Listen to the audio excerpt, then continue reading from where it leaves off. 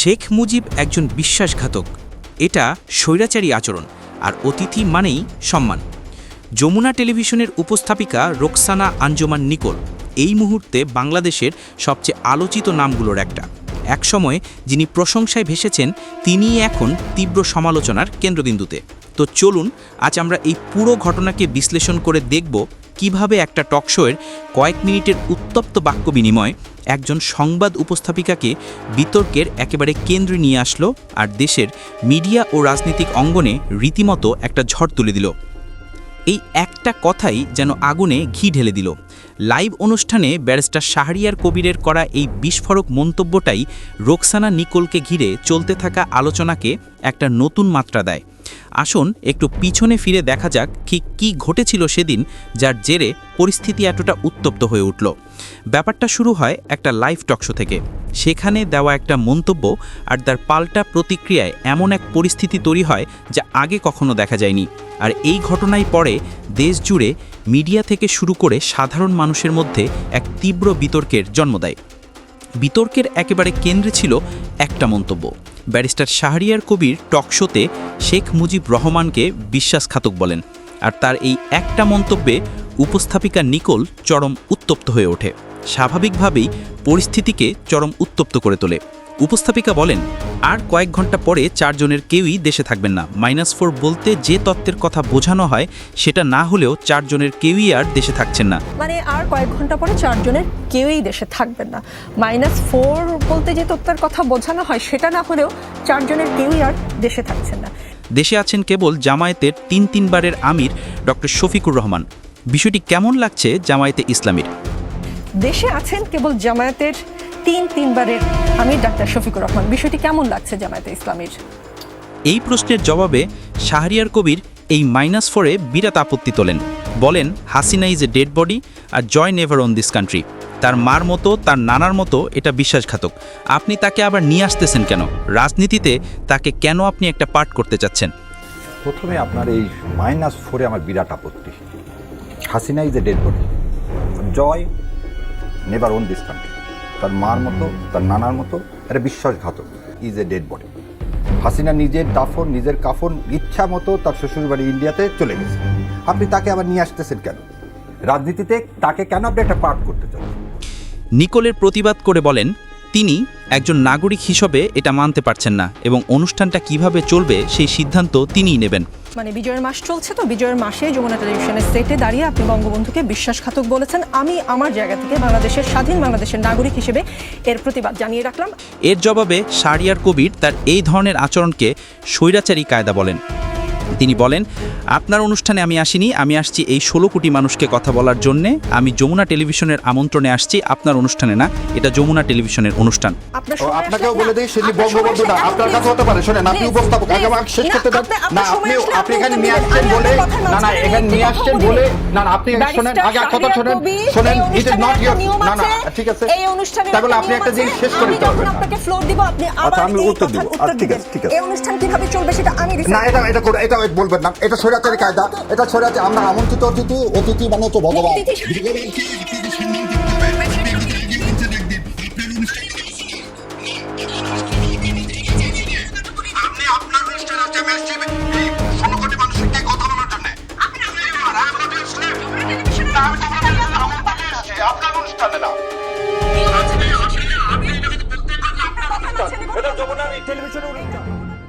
এভাবে তুমুল তর্ক বিতর্ক চলতে থাকে। এই মুহূর্তেই সোশ্যাল মিডিয়ায় ছড়িয়ে পড়ে। কিন্তু ঘটনাটা এখানেই থেমে থাকেনি, বরং পরিস্থিতি আরও জটিল হয়ে ওঠে যখন দেশের 3 জন সাংবাদিক ও ভারতীয় আধিপত্যবাদ বিরোধী জনপ্রিয় অনলাইন অ্যাক্টিভিস্ট ইলিয়াস হোসেন, কনক সারোয়ার এবং পিনাকি ভট্টাচার্য একযোগে প্রকাশ্যে নিকোলের বিরুদ্ধে ব্যবস্থা নেওয়ার জন্য সরব হন। তাদের এই সমন্বিত অভিযোগ নিকোলের পেশাদারিত্বকেই মারাত্মকভাবে প্রশ্নের মুখে ফেলে দেয়। তাদের মূল অভিযোগগুলো ছিল বেশ কয়েকটি এবং বেশ সুনির্দিষ্ট। যেমন তারা বলছিলেন যে নিকোল তার শোকে ব্যবহার করে আওয়ামী লীগকে রাজনীতিতে আবার জায়গা করে দেওয়ার চেষ্টা করছে, অতিথিদের ব্যক্তিগত আক্রমণ করছেন। এমনকি আওয়ামী লীগ ছাড়া সুষ্ঠু নির্বাচন সম্ভব নয় এমন মন্তব্য করে তিনি কোন পক্ষে তা স্পষ্ট করে দিয়েছেন। এই বিতর্কে নতুন মাত্রা যোগ করেন অনুসন্ধানী সাংবাদিক ইলিয়াস হোসেন। তিনি সরাসরি বলেন যে নিকোলের এই দেশপ্রেম আসলে একটা লোক দেখানো জিনিস, যার আড়ালে মূল উদ্দেশ্য হলো আওয়ামী লীগকে পুনরুদ্ধার করা। তার এই মন্তব্য বিতর্কের মোড় অনেকটাই ঘুরিয়ে দেয়। এক ধাপ এগিয়ে বেশ কড়া ভাষায় সমালোচনা করেন অনলাইন অ্যাক্টিভিস্ট পিনাকি ভট্টাচার্য।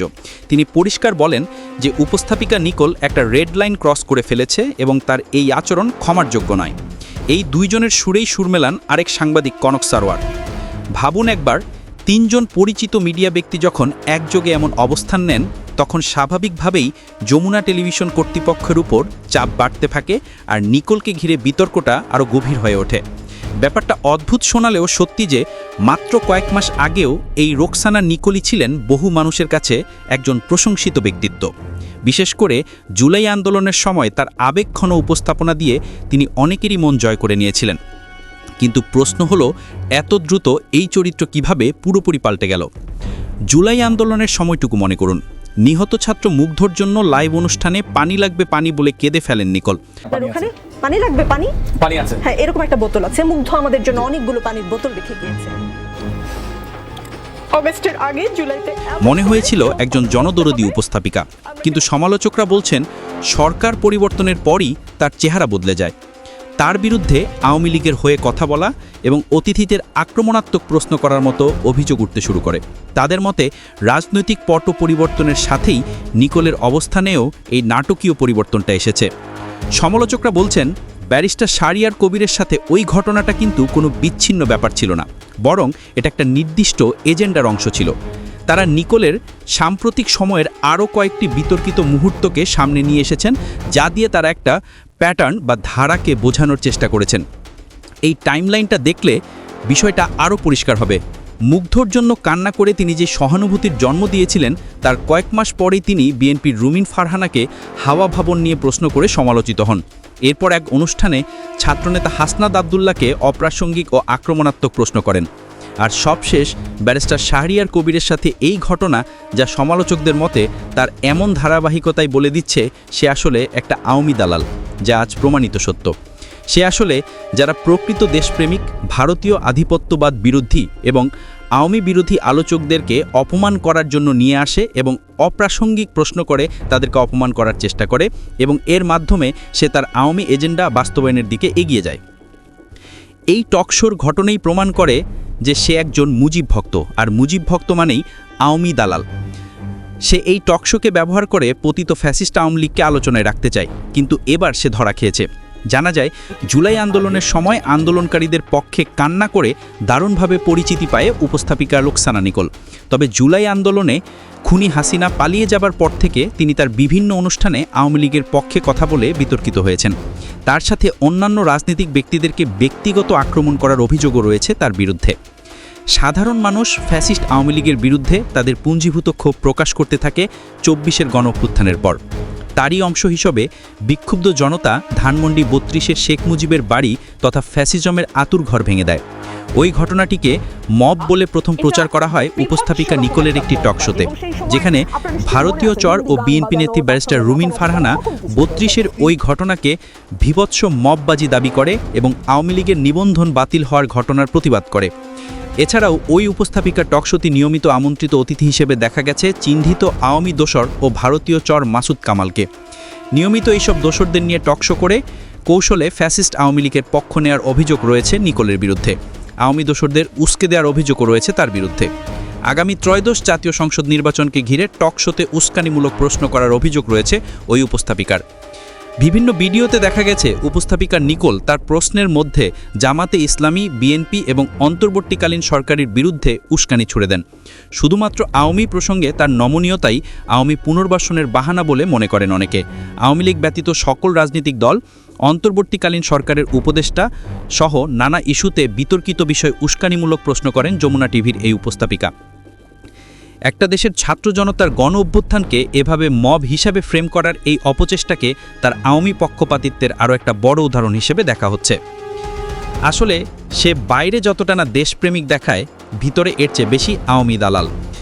জানা যায় আওয়ামী লীগ ছাড়া সুষ্ঠু নির্বাচন সম্ভব নয় দাবি করা এবং ফ্যাসিস্ট খুনি হাসিনাকে আপসহীন নেত্রী দাবি করার অভিযোগ রয়েছে যমুনা টিভির উপস্থাপিকা নিকোলের।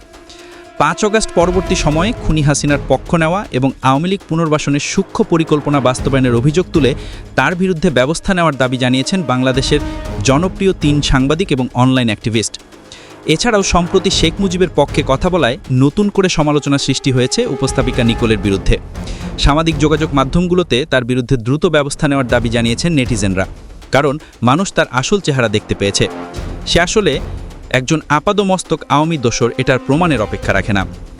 দেখুন, এই পুরো বিতর্কটা এখন আর শুধু রোকসানা নিকোলকে নিয়ে নেই, এটা আসলে আরও বড় একটা প্রশ্ন তৈরি করেছে, আর সেটা হলো বাংলাদেশের গণমাধ্যমের বিশ্বাসযোগ্যতা, সাংবাদিকতার নীতি এবং একজন উপস্থাপকের আসল ভূমিকাটাই বা কী। এই একটা ঘটনাই কিন্তু এখন বেশ কিছু মৌলিক প্রশ্নকে সামনে নিয়ে এসেছে। একজন উপস্থাপকের ব্যক্তিগত বিশ্বাস কি তার পেশাগত দায়িত্বের উপর প্রভাব ফেলতে পারে? আর সবচেয়ে বড় প্রশ্ন, গণমাধ্যম কি তার চতুর্থ স্তম্ভ হিসাবে যে পরিচিতি, সেই নিরপেক্ষ অবস্থানটা হারাতে বসেছে? সবশেষে এই পুরো ঘটনাটা আমাদের একটা গভীর প্রশ্নের মুখোমুখি দাঁড় করায়। একজন উপস্থাপিকাকে ঘিরে যে বিতর্কটা তৈরি হলো, সেটা কি শুধু একটা বিচ্ছিন্ন ঘটনা, নাকি এটা আসলে বাংলাদেশের গণমাধ্যমের ভিতরে থাকা কোনো গভীর সংকট আর আস্থার অভাবের দিকেই ইঙ্গিত করছে? এই উত্তরটা সম্ভবত সময়ই বলে দেবে। সবাই ভালো থাকবেন, সুস্থ থাকবেন এবং নিরাপদে থাকবেন। আসসালামু আলাইকুম।